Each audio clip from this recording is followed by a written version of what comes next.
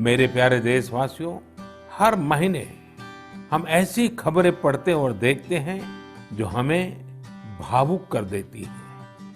यह हमें इस बात का स्मरण कराती हैं कि कैसे हर भारतीय एक दूसरे की मदद के लिए तत्पर है। वह जो कुछ भी कर सकता है उसे करने में जुटा है। अरुणाचल प्रदेश की एक ऐसी ही प्रेरक कहानी मुझे मीडिया में पढ़ने को मिली।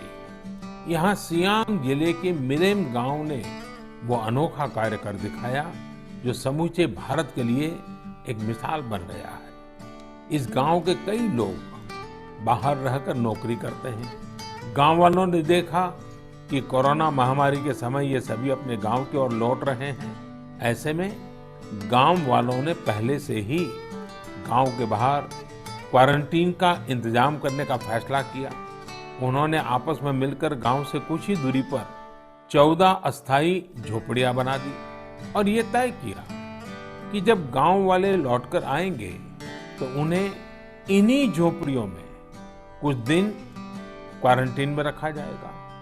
उन झोपड़ियों में शौचालय, बिजली, पानी समेत दैनिक जरूरत की हर तरह की सुविधा उपलब्ध कराई गई। जाहिर है, मिरेम गांव के लोगों के इस सामूहिक प्रयास और जागरूकता ने सबका ध्यान अपनी ओर आकर्षित कर लिया। साथियों, हमारे यहाँ कहा जाता है, स्वभावम न जहाति एव साधुः आपद्गतोऽपि सन् कर्पूरः पावक स्पृष्टः सौरभम लभते तराम।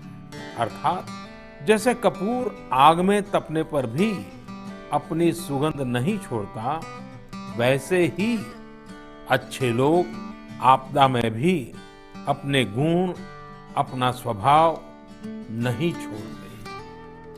आज हमारे देश की जो श्रम शक्ति है, जो श्रमिक साथी है, वो भी इसका जीता जागता उदाहरण है। आप देखिए, इन दिनों हमारे प्रवासी श्रमिकों की ऐसी कितनी ही कहानियां आ रही हैं जो पूरे देश को प्रेरणा दे रही है। यूपी के बाराबंकी में गांव लौटकर आए मजदूरों ने कल्याणी नदी का प्राकृतिक स्वरूप लौटाने के लिए काम शुरू कर दिया। नदी का उद्धार होता देख आसपास के किसान, आसपास के लोग भी उत्साहित हैं। गांव में आने के बाद क्वारंटीन सेंटर में रहते हुए, आइसोलेशन सेंटर में रहते हुए हमारे श्रमिक साथियों ने जिस तरह अपने कौशल्य का इस्तेमाल करते हुए अपने आसपास की स्थितियों को बदला है, वो अद्भुत है। लेकिन साथियों, ऐसे कितने ही किस्से, कहानियां देश के लाखों गांवों के हैं जो हम तक नहीं पहुंच पाए हैं। जैसा हमारे देश का स्वभाव है, मुझे विश्वास है साथियों कि आपके गांव में भी, आपके आसपास भी ऐसी अनेक घटनाएं घटी होंगी। अगर आपके ध्यान में ऐसी बात आई है तो आप ऐसी प्रेरक घटना को मुझे जरूर लिखिए। संकट के इस समय में ये सकारात्मक घटनाएं, ये कहानियां औरों को भी प्रेरणा देगी।